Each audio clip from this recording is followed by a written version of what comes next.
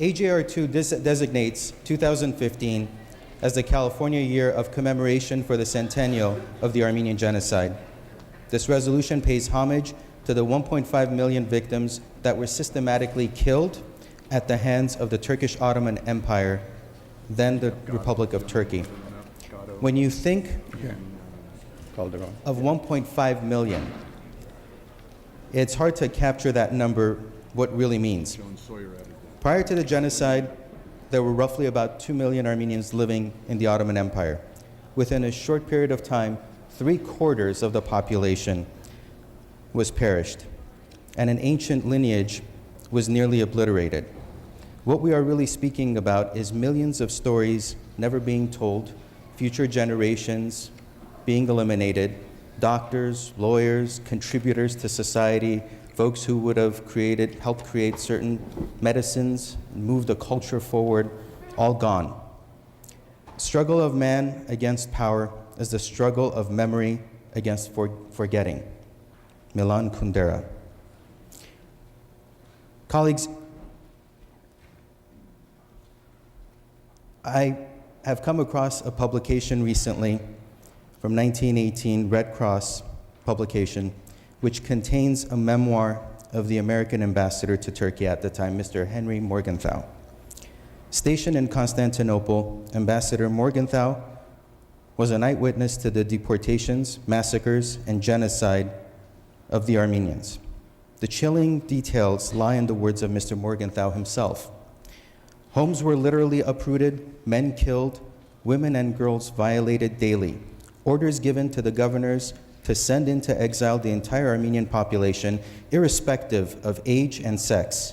Children thrown into the river, their stories never told, future generations lost. In reflecting on the world's failure to act decisively against the genocide, he asks, will definite steps be promptly taken to rescue permanently the remnants of these fine old civilized people from the Turks?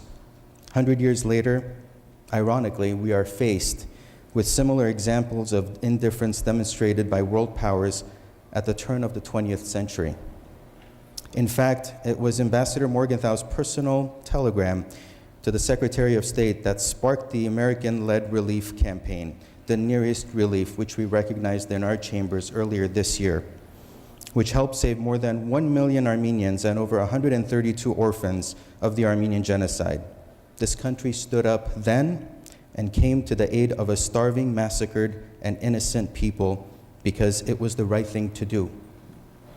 It was the ideals and spirit of humanity, philanthropy, and love for mankind that led this country to operate the Nearest Relief for 15 consecutive years, which was unprecedented in our nation, and it still remains to hold the record.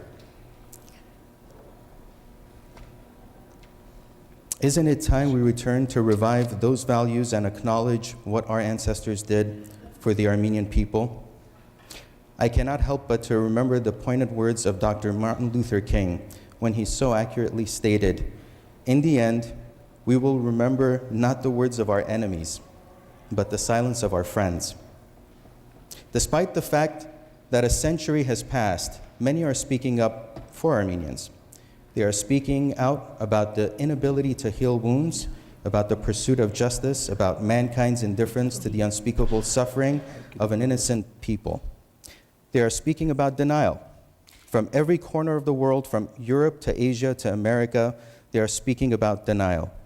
Pope Francis said it best recently during a mass in the Vatican when he stated concealing or denying evil is like allowing a wound to keep bleeding without bandaging it.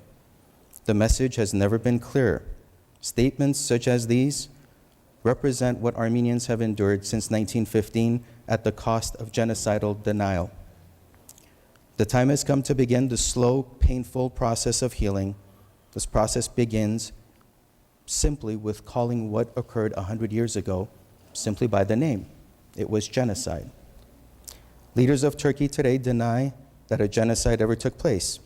By attempting to conceal the truth and by continuing to use rhetoric that suggests they are unwilling to acknowledge their bloody past, it is clear they intend to carry on the same approach for the next 100 years.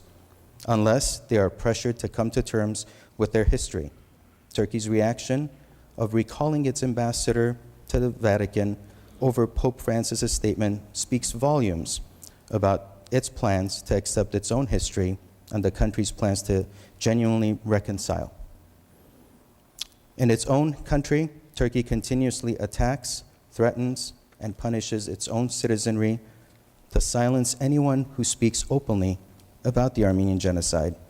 Such examples include historian Taner Akçam, who's been a prominent figure and has been in the United States speaking at many universities, and ironically, the grandson of one of the three architects of the Armenian genocide, Hassan Cemal, who was the editor of a well-known established Turkish newspaper, the Hurriyet newspaper. After coming to the United States and in Los Angeles and speaking about the atrocities his father has been the architect of and apologizing publicly to the Armenian community, he went back to his country only to find out that he had lost his job. And of course, the slain journalist Hrant Dink, who was assassinated in front of his workplace in January of 2007. I'd like to leave you with the words of Vasily Grossman, a survivor who lost his mother during the Holocaust. Human history is not the battle of good struggling to overcome evil. It is a battle fought by a great evil struggling to crush a small kernel of human kindness. But if what is human in human beings has not been destroyed even now, then evil will never conquer.